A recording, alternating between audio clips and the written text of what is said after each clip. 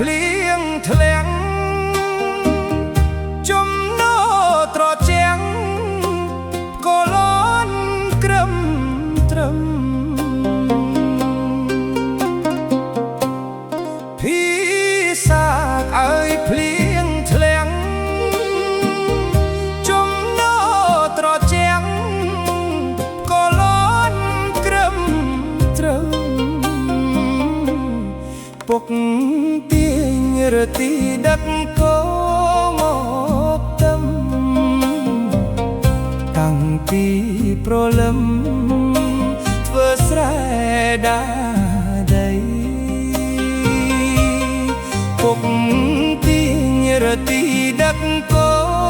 មកទឹមតាំងពីប្រលឹមធ្វើស្រែដាដី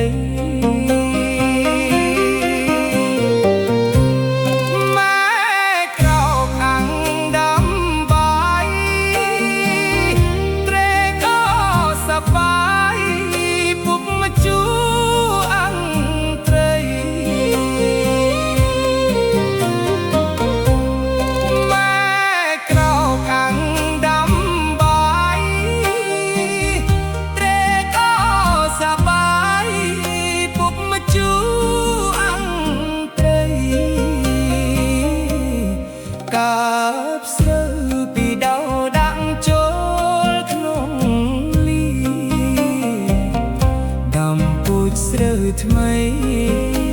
ធ្វើស្រែសាកា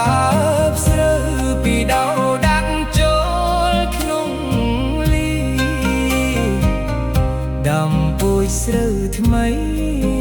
ធ្វើស្រែសា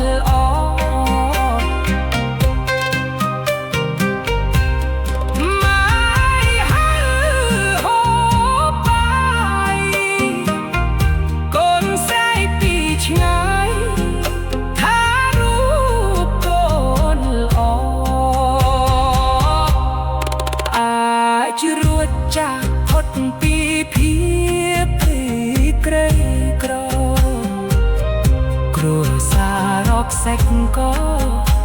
ចម្រើនរុងរឿងអាចរួចចាស់ផុតពីភាពក្រីក្រគ្រួសាររកសាច់ក៏ចម្រើន